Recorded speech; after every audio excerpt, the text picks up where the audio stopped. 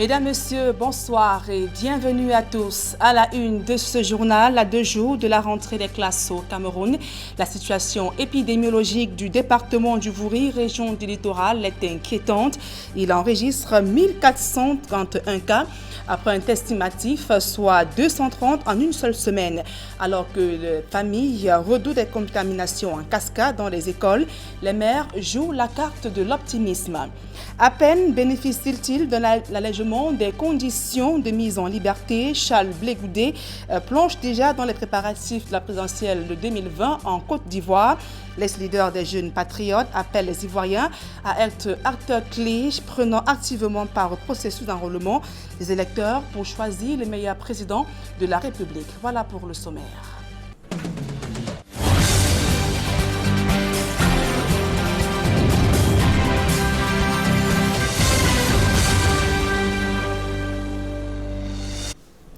Mesdames, Messieurs, une fois encore, bonsoir et merci d'honorer ce rendez-vous de l'information sur Equinox Télévision. La région de l'extrême nord se prépare à accueillir les élèves le 1er juin prochain. Cependant, les conditions sont bien loin d'être remplies. Aucun dispositif n'a encore été mis en place pour lutter contre la propagation du coronavirus. Les écoles, pour la plupart, n'ont pas été désinfectées. Amadou Daïrou et Gladys Sidi. La rentrée du 3e trimestre se fera dans quelles conditions? La question se pose au sein de la communauté éducative, puisque dans les différents établissements scolaires, les responsables peinent à implémenter les mesures barrières en vue de limiter la propagation du coronavirus. Ils ne disposent pas du matériel nécessaire. Dans la région de l'extrême nord, par exemple, les toilettes des écoles, collèges et lycées sont dans un piteux état. Ces lieux, pourtant censés accueillir les élèves dans quelques jours, sont de véritables nids à microbes. Malgré cela, les chefs d'établissement rassurent pourtant que tout sera prêt pour le retour des élèves le 1er juin. C'est le gouvernement qui a suspendu les cours et c'est le gouvernement qui autorise la reprise des cours. Nous pensons qu'il est idéal que les enfants reviennent à l'école. Même s'il y a des parents qui sont sceptiques, je pense qu'ils ont raison d'être sceptiques, puisque au moment où on suspendait les cours, il n'y avait pas encore de cas dans notre ville. Et du moment où il y a déjà des cas dans notre ville, il y a lieu de s'inquiéter. Mais je me réfère au gouvernement qui a décidé de la reprise des cours. Nous avons pris les dispositions nécessaires pour nous protéger contre le Covid-19. Les salles de classe sont nettoyées, les tables sont arrangées de manière que chaque élève aura sa place et les salles seront à 24. Et nous avons pris les dispositions également de désinfecter les salles de classe avec les latrines, avec toute la cour, pour qu'il n'y ait aucun danger pour ces élèves qui vont venir. Les autorités locales déclarent avoir reçu des consignes pour une reprise des cours et comptent se déployer avec le peu de moyens à leur disposition. Les collectivités territoriales ont déjà reçu, n'est-ce pas, le cutus. Ils ont déjà reçu les moyens nécessaires de veiller à ce que la rentrée scolaire se fasse dans de très très bonnes conditions. Nous avons reçu des instructions de la hiérarchie, dont du ministre de la décentralisation et du développement local, appuyé donc du préfet du département, quant à ce qu'il faut d'abord faire l'état des lieux des sites, des établissements scolaires primaires et secondaires pouvant abriter la rentrée scolaire. Alors il faut désinfecter les salles de classe, il faut désinfecter les manuels scolaires, il faut veiller à ce que les toilettes soient propres. Donc c'est ce que nous nous attelons à faire tous ces derniers jours. On ne peut pas tout faire pour le moment parce que nos moyens sont limités, mais le minimum vital, nous devrions le faire. La région de l'extrême nord compte 50 cas positifs de coronavirus avec 3 décès enregistrés. Le gros défi des autorités avec la reprise des cours sera d'éviter la propagation du virus. Et à quelques heures de cette rentrée scolaire, le secteur privé éducatif dans la région de l'Est Cameroun dans la tourmente en raison des conséquences liées à la pandémie du coronavirus. Les chefs d'établissement déplorent les pertes financières se chiffrant à des millions de francs CFA avec les enseignants placés en chômage technique. Dans le public, par contre, les proviseurs surveillants généraux s'attellent à la reconfiguration des salles de classe pour être prêts le jour J. D'autres précisions dans ce reportage de Benjamin Issam. Le silence et le calme qu'affiche le lycée de Mokolo 4 sera bientôt rompu par les élèves des classes d'examen appelés à reprendre les cours le 1er juin 2020. Le campus a déjà été nettoyé, comme vous le constatez. Les salles de classe ont également été lavées. Hier, nous avons lancé déjà la désinfection des salles de classe. Nous avons commencé par le bloc administratif. Ce matin, le personnel va procéder à la désinfection des salles de classe. Nous avons un problème d'eau. Le puits est en train d'être aménagé pour nous permettre d'avoir de l'eau en permanence. Cette reprise ne sera pas de tout repos pour l'administration du collège adventiste bilingue de Berthois, dont le Covid-19 a fait perdre des plumes. Les parents, nous avons usé par le trop de tolérance. Ils n'ont pas fini de payer la pension. Si bien qu'à ce jour, les parents doivent encore, dans le budget prévisionnel que nous avons eu, près de 30 millions qu'on n'a pas pu recouvrer.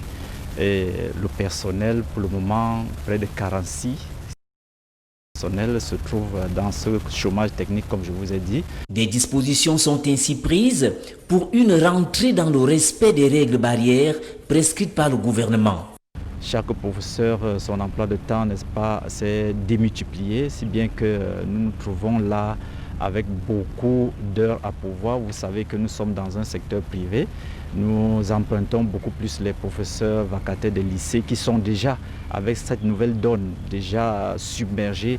Et maintenant, il faudra que nous puissions, n'est-ce pas, les utiliser aussi de ce côté. Je ne sais pas comment on va s'y prendre. À la délégation régionale des enseignements secondaires de l'Est, on insiste sur le strict respect des effectifs par classe et quelques mesures d'hygiène. Même préoccupation dans le primaire. Ici, le chef d'établissement a pris le balai pour annoncer la couleur des mesures devant guider le retour à l'école ce lundi. Et dans quelle ambiance se déroulent les préparatifs pour un retour à l'école lundi prochain à Loum, dans le département du Mungo?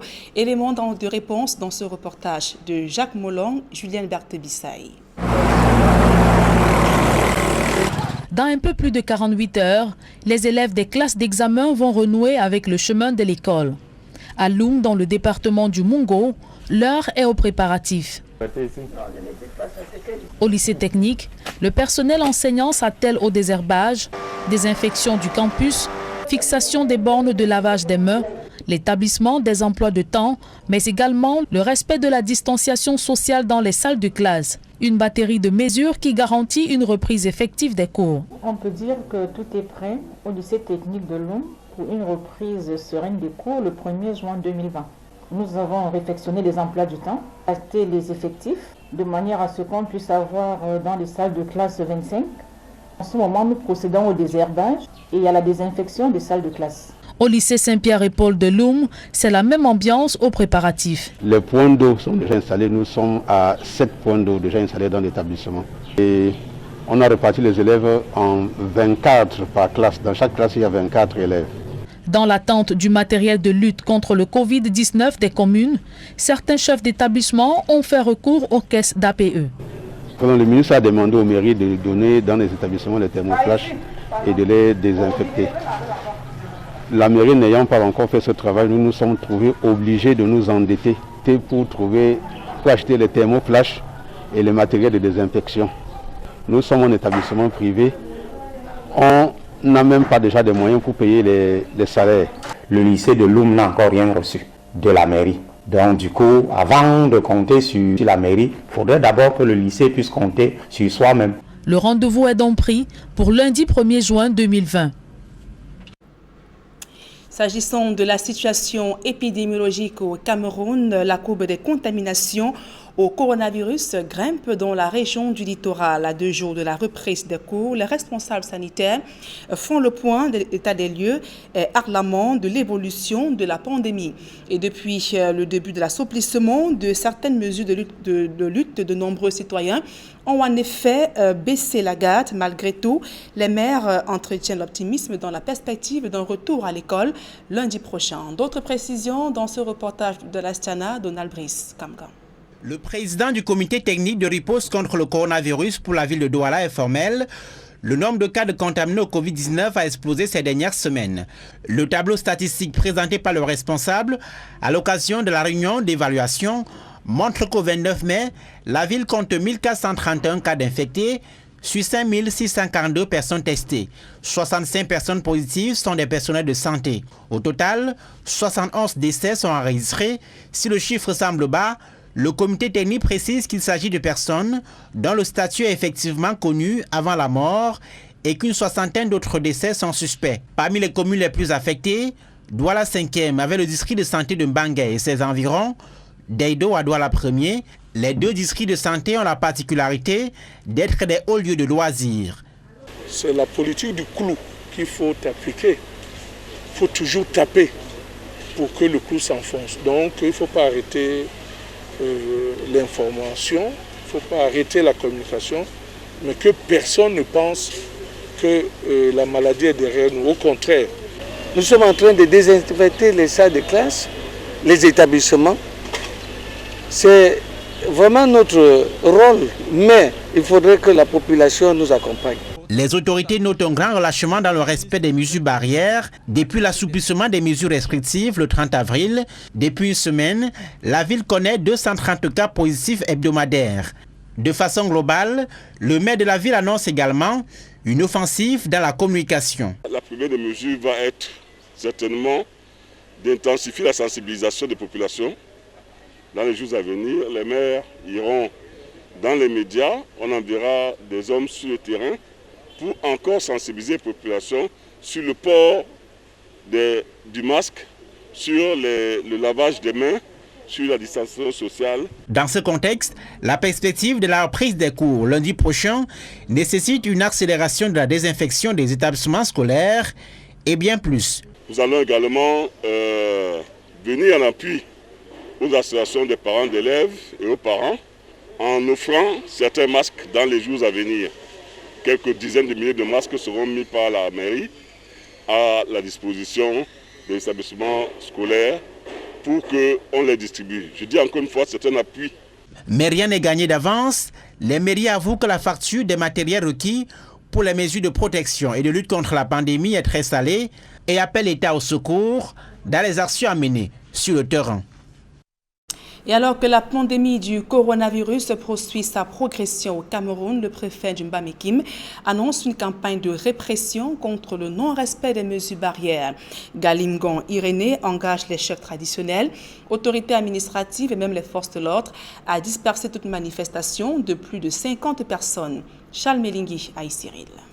Tous ceux qui iront au marché dans les lieux de culte. D'un ton ferme, le préfet du département du Mbamekime annonce de sales temps en perspective pour tous ceux qui ne respecteront pas les mesures barrières contre le coronavirus dans son unité administrative. Tous ceux qui iront au marché, dans les lieux de culte, dans tous les différents milieux, devront porter les masques. En même temps, nous devons nous laver les mains impérativement. Et ça, nous voulons rappeler que les contrôles vont commencer dans tous nos différents domiciles. Et nous demandons à tous les maires, à tous les chefs de village, à tous les sous-préfets pour que ce travail se fasse. Le préfet du Mbamekime engage ses administrés de manière individuelle à jouer les gendarmes et à dénoncer tout contrevenant aux mesures barrières contre le coronavirus. Lorsque vous trouvez des gens qui veulent organiser un rassemblement de plus de 50 individus, signalez-le au chef, au sous-préfet, au commandant de brigade, au maire, pour que ces rassemblements-là soient dispersés. Mais le préfet du département du Mbamekime n'est pas le premier à annoncer son intention de lutter contre le non-respect des mesures barrières. Avant lui, le préfet du Mfundi avait annoncé une campagne de répression qui n'a jamais malheureusement démarré. Le ministre de la décentralisation et du développement local avait également voulu engager les maires à adopter des sanctions financières allant de 500 à 2000 francs CFA contre le non-port du cache-nez. Mais la mesure a été tuée dans l'œuf. Avec le préfet du Mba Mekim, cette fois-ci est-elle la bonne? Just wait and see. Et je vous le disais en titre, le conseil de Laurent Gbagbo se réjouit de l'allègement des conditions de mise en liberté de son client. Maître Josette Kadi s'est exprimé ce jour après la décision rendue par la CPI. Le reportage de Jean-Paul Choniat.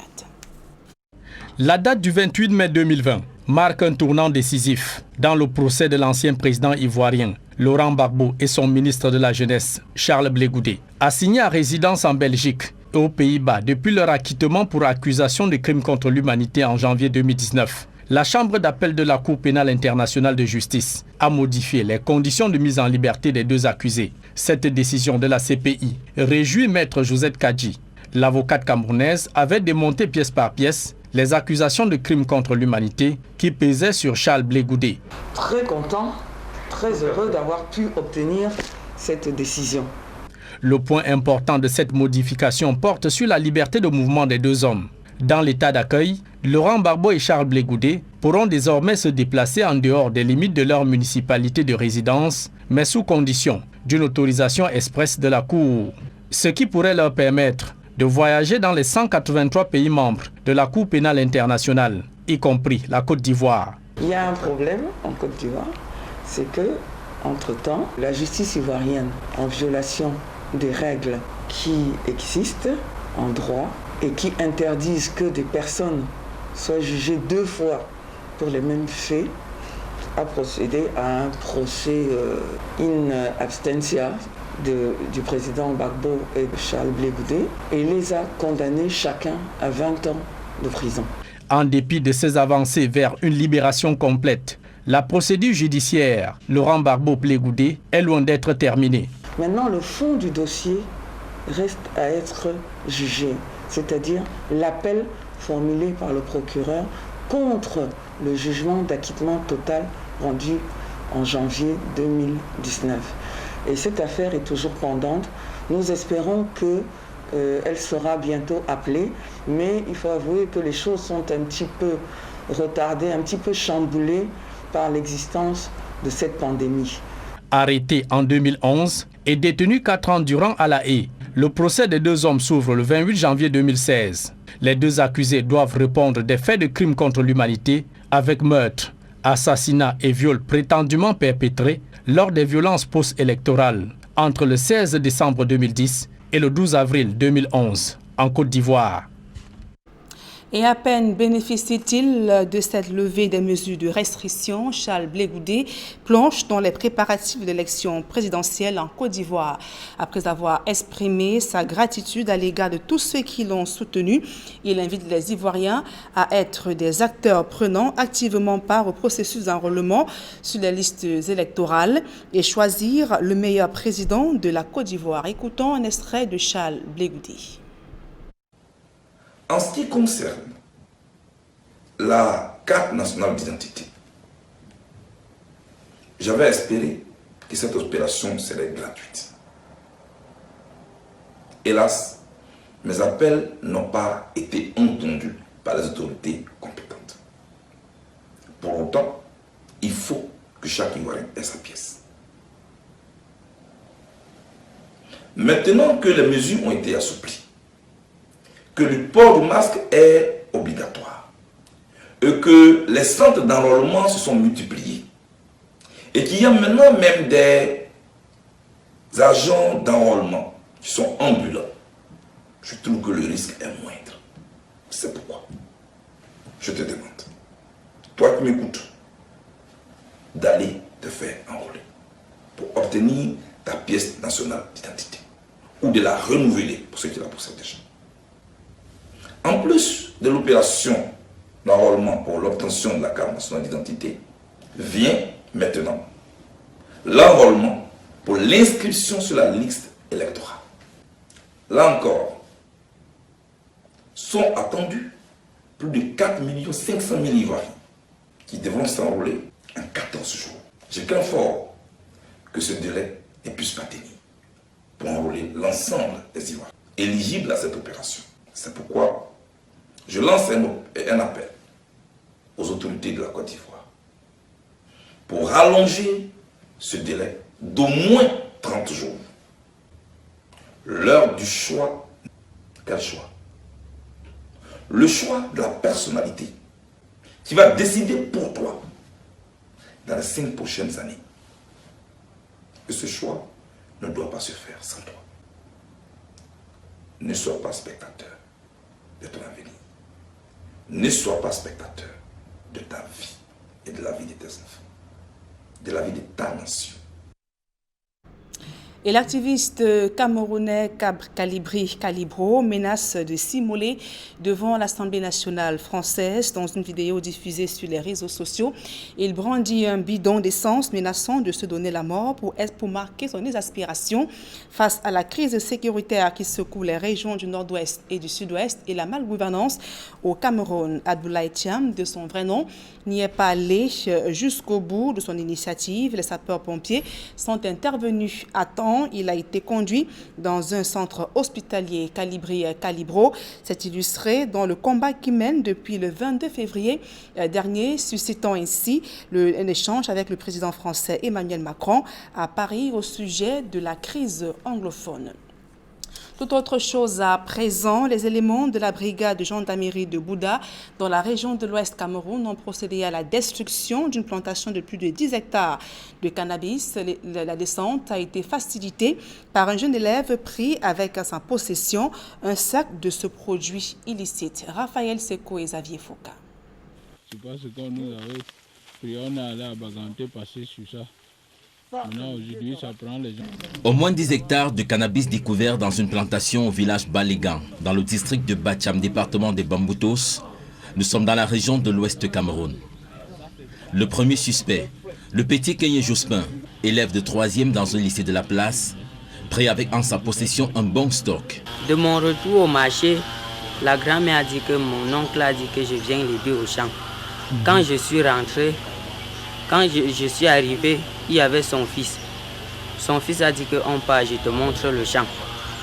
Quand on est arrivé maintenant, il a juste donné le sac. Le sac était déjà prêt. Il a seulement pris le sac. Et en coup de route, j'ai vu le commandant. Je me suis juste arrêté, il a fouillé le sac. En compagnie de son oncle qu'il a cité, les éléments de la gendarmerie de Balégan effectuent une descente pour se rendre compte qu'il s'agit d'une activité bien organisée cachée au milieu d'autres cultures. Là, nous nous trouvons dans une plaine entre Bansoa, Balégan et Bamenji. Nous constatons qu'il s'agit de plus de 10 hectares. Plus de 10 hectares de cannabis qui sont cultivés certainement à des fins commerciales. Les enquêtes vont nous dire jusqu'à quel niveau tous ces cultives partent. Selon Peter Abouidi Mouabé, commandant de compagnie de Mbouda, le développement de cette activité illégale est intimement lié à la montée de l'insécurité dans cette localité. Après la découverte du champ d'entraînement des malfrats à Bouda, il y a de cela 2 semaines, nous sommes en train de découvrir un vaste champ, une plantation de cultivation de cannabis. Fopa Emmanuel, l'oncle à qui appartiendrait le champ de cannabis, avoue à demi-mot, mais déclare y être allé pour aider des amis. Je suis allé là-bas pour aider les amis qui font ça. Je connais depuis peut-être 6 mois que moi j'ai connu ça. Après le final, ils m'ont dit qu'ils ont fait un truc. Il faut venir donner un coup de main, comme si tu as la marchande, comme la marchande vient de trouver. Alors que l'enquête suit son cours, les éléments de la gendarmerie ont entièrement détruit la plantation de cannabis et procédé à la saisie d'un bon stock constitué de plusieurs sacs, presque prêts à être utilisés. Fin de ce journal, mesdames et messieurs, merci pour votre aimable attention. Dans un instant, le débrief du journal avec Serge Alain Outou et ses invités sur le plateau d'Equinox Soir. Serge Alain. Voilà, Nadine Yambou, non-respect des mesures barrières pour lutter contre le Covid-19. Après, le préfet du Mfundi, le préfet du Vouri, c'est au tour du préfet du Mbamekim de mener la guerre contre ceux-là qui ne veulent pas respecter ces différentes mesures barrières. Puisqu'on parle du Covid de Nadine Yambou, on va donc rester dans le contexte Covid. On va un peu souffler avec la rentrée, mais voir comment les populations du Mbamekim surtout, on a vu dans le reportage de Aït Cyril, elles sont averties. Pas de rassemblement de plus de 50 personnes. Il va veiller le préfet du Mbamekim. Bon, voilà donc l'essentiel de Equinox Soir, deuxième partie de ce vendredi, Nadine Yambou. Rendez-vous vendredi prochain à 20h, c'est bien cela? Exactement, c'est Alain.